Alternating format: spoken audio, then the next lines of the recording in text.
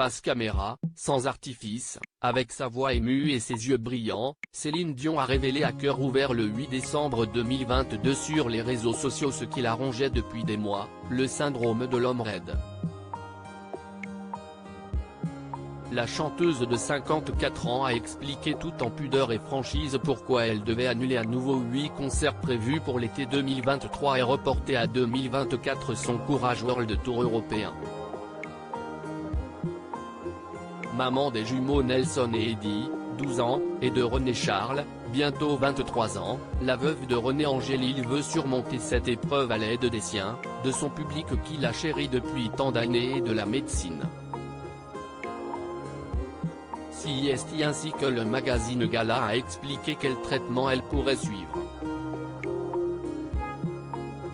En interrogeant un spécialiste de la maladie auto-immune qui affecte Céline Dion, le docteur Dimitri Psimara, neurologue à l'hôpital de la Pitié-Salpêtrière, Gala livre des informations sur le suivi médical que pourrait avoir la star canadienne. On traite d'abord, pendant 3 à 6 mois, les symptômes avec du Valium ou des benzodiazépines dont le Rivotril et on associe souvent des traitements anti-inflammatoires en intraveineux. Il y a alors une amélioration soutenue par un traitement d'entretien. Au Canada, très en pointe sur le syndrome de la personne raide, il existe par ailleurs une méthode de traitement par immunomodulateur très agressive, explique le professionnel de santé français. Il n'est pas rare que le patient perde le moral. L'artiste se trouve sur un chemin difficile mais le professeur Psimara explique que s'il n'y a pas de cancer associé, on peut faire régresser ou stabiliser la maladie qui n'affecte pas directement la voix mais peut entraîner des difficultés à aspirer dues aux contractions thoraciques douloureuses. On connaît son incroyable force mais elle a fait face à 2 terribles épreuves ces dernières années, la mort de l'homme de sa vie René en 2016 puis celle de sa mère Thérèse en 2020.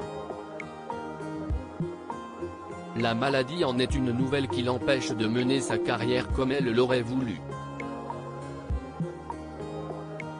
CIST donc aussi une lutte psychologique qu'affronte Céline Dion mais elle sera accompagnée, il n'est pas rare que le patient perde le moral, mais l'anxiété ou même la dépression font partie intégrante de la prise en charge thérapeutique, poursuit le neurologue.